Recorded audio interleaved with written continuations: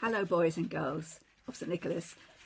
Here we are again, and I've got another story for you from the Bible. This time it's from the Old Testament.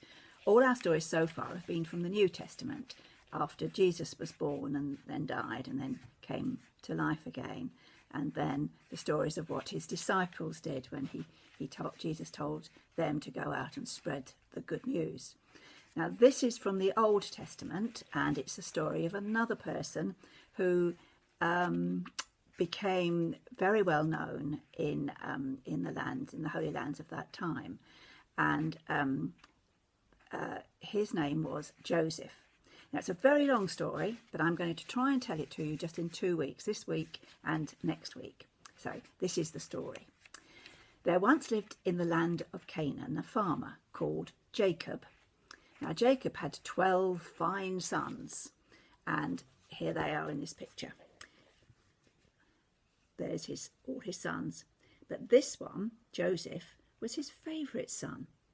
He should have known it would lead to trouble, but he had loved Joseph's mother, whose name was Rachel, very much. And when she died, he couldn't help being unfair and spoiling her son more than the other boys. Jacob even gave, there's Jacob where my finger is, Jacob even gave to Joseph, that was his favourite son, a very special, beautiful coat of many colours. And that made the brothers sick with jealousy. There was even more trouble when Joseph had dreams, and he wanted to tell his brothers about these dreams. At first, they refused to talk to Joseph or to listen when he tried to tell them about his dreams. But their father forced them to listen and to let Joseph speak. Now, in Joseph's first dream, he and his brothers were binding corn. In this dream, Joseph's sheaf rose and stood upright, and his brothers' sheaves bowed down before it. Now, you can see there they are binding corn in that picture. And there's Joseph with his beautiful coat on, and there's the sheaves of corn, and they're all bending down to Joseph's sheaf. In his second dream, the sun, the moon, and 11 stars bowed down before Joseph as if he were a king, a ruler. There's Joseph, there's the sun, the moon, and the sun, and the 11 stars. Now, Joseph's father believed that these dreams meant that Joseph would one day become a great ruler. Joseph's brothers were enraged. They didn't want to be ruled by Joseph, and they stormed off to tend their father's sheep. But Jacob sent Joseph after them to make peace. The brothers saw Joseph approaching. "Let's kill the dreamer," they said to each other. "We can pretend that a ferocious animal ate him. Then our father will pay us some attention."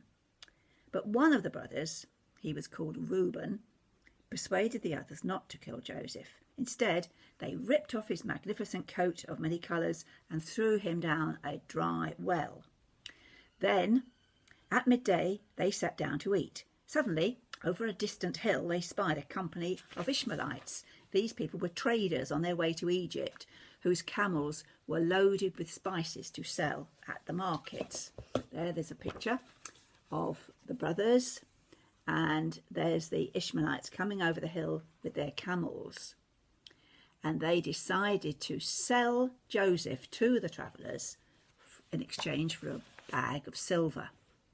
And then, after they'd sold him, they dipped Joseph's beautiful coat in blood, animal blood, and returned home to their father. Jacob, their father, was of course heartbroken when he saw the coat. He believed the brothers when they told him that Joseph had been killed by wild beasts. And Jacob refused to eat, he put on sackcloth, and he mourned his favourite son. Now, that's the story so far for today.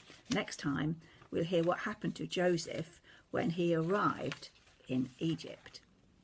Now, I haven't got a special activity for you today, but if you look online, you'll see this sheet, which has got lots and lots of different activities on it. One of them is to colour in Joseph's coat. Now, I've done some colouring, so you can use all different colours. You can draw a camel if you like, and there's also a pathway to help Joseph find his way, and a little crossword for you older people. You might like to do that about Joseph. That's more for the second part of the story. So there's lots of things to do, plus one of these hidden pictures. There's Joseph having his dream, and you can colour that in and find the things they've asked you to find that are hidden in that picture. There's his dream of the sheaves of corn. So I hope you like that story. Thank you for listening, and I'll see you again next week. Take care. Bye-bye.